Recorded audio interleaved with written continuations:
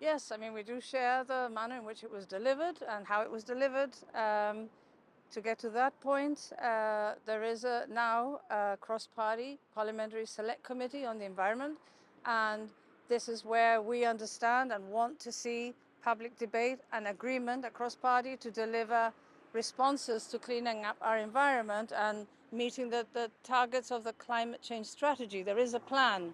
So this sort of deviates from that plan, and I think we have to get back to the plan which has solutions of its own to meet the issues that we're talking about. The levy was announced, is now gone.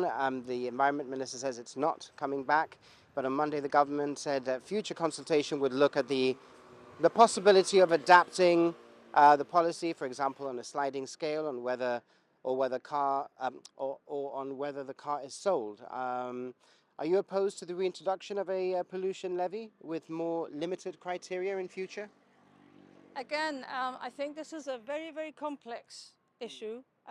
It's when you talk about a pollution levy, we have pollution coming from all manner of sources. So first, we really need to identify who are the worst polluters, and those are the ones that urgently have to be tackled.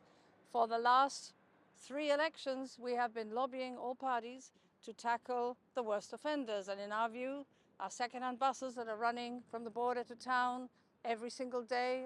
These are ancient buses. They don't conform to EU health standards, and yet they're still allowed to operate.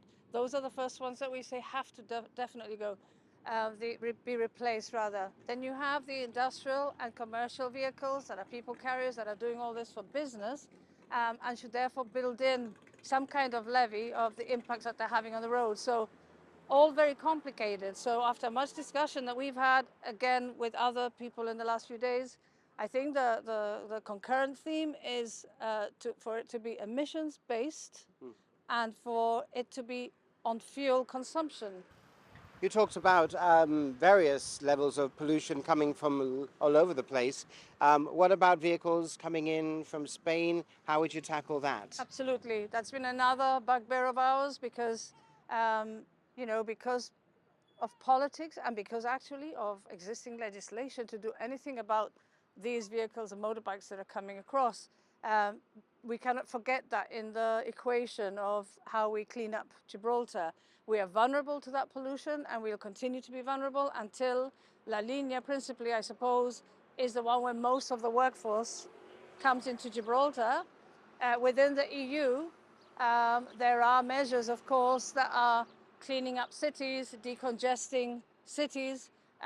One would hope that La Linea would follow in that regard, and therefore the cars and bikes that are used there and crossing into Gib will have to be changed, because we cannot change that, short of having a park and ride and refusing vehicles of certain age to enter our town space. So there's lots of different options, but that is definitely a problem. The treaty also is going to pose an unknown entity for the environment for us. When Brexit happened, we were mortified, we were depressed, we were really upset that we would lose that umbrella of governance, of environmental governance that enforced national governments everywhere to enforce the laws and keep on the transition to a greener and cleaner environment. We don't have that anymore. So that is a big bugbear. Perhaps one of the positives of the treaty may be that we have to show that we are, of course, we are transposing and we are using the directive framework, but there is no enforcement in place. So we would like to see more of that again. And so what other changes are you proposing?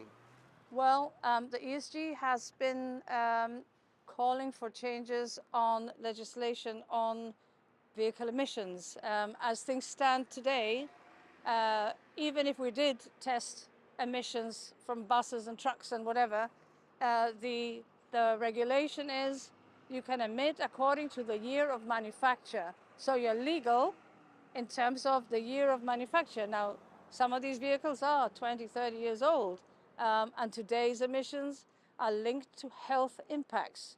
So if you imagine what we're missing here, we're missing a huge trick here in terms of the amount of pollution we are legally releasing into the atmosphere, which is then only being controlled by a 10-year levy, for example. So the law has to be changed. We have to resource the emissions testing centre, the MOT, to make sure that they can start genuinely testing all the vehicles and bikes and trucks and buses in Gibraltar, and then regulate what's coming out of the tailpipe.